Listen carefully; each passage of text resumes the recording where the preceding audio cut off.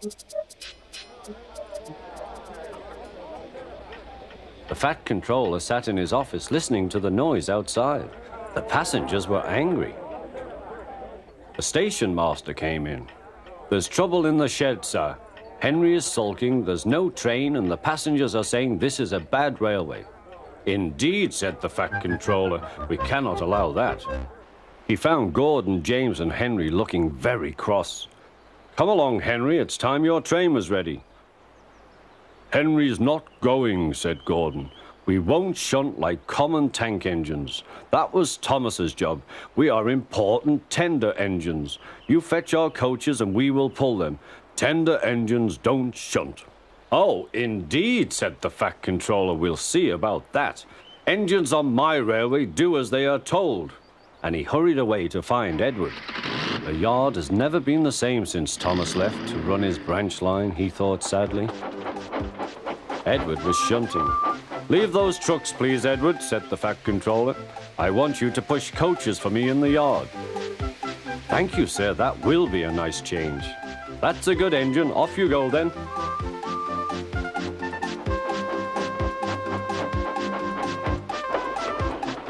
So Edward found coaches for the 3 engines, and that day the trains ran as usual.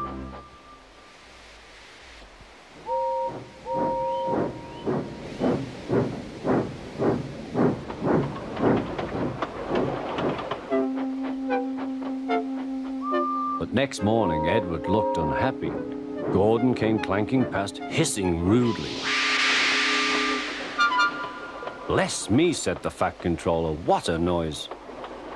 "They all hiss me, sir," answered Edward. "They say tender engines don't shunt, and last night they said I have black wheels. I haven't, have I, sir?" "No, Edward, you have nice blue ones, and I'm proud of you. Tender engines do shunt, but all the same, we do need another tank engine here." He went to a workshop, and they showed him all sorts of engines.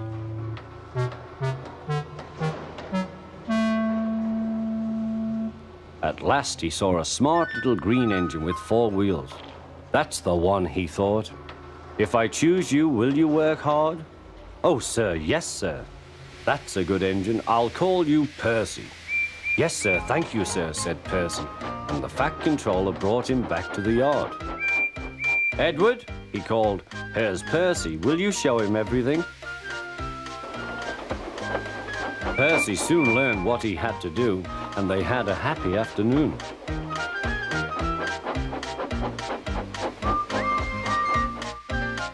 Then Henry came by, hissing as usual. "Shee!" went Percy. Henry jumped and ran back to the shed. "How beautifully you wheeshed him," laughed Edward. "I can't wheesh like that." "Oh," said Percy, "that's nothing. You should hear them in the workshop. You have to wheesh loudly to make yourself heard." Next morning, Thomas arrived. "The Fat Controller sent for me. I expect he wants help," he said to Edward. "Shh, here he comes," replied Edward. "Well done, Thomas. You've been quick. Listen, Henry, Gordon, and James are sulking. They say they won't shunt like common tank engines. So I have shut them up, and I want you both to run the line for a while." "Common tank engines, indeed," snorted Thomas. "We'll show them." "And Percy will help too." "Oh, sir, yes, sir. Please, sir," answered Percy. Edward and Thomas worked the main line, greeting each other as they passed by. Percy puffed along the branch line. Thomas was anxious about Annie and Clarabelle, but both driver and guard promised to take care of them. There were fewer trains, but the passengers didn't mind. They knew the 3 other engines were having a lesson. Gordon, James, and Henry were cold, lonely, and miserable. They wished now they hadn't been so silly.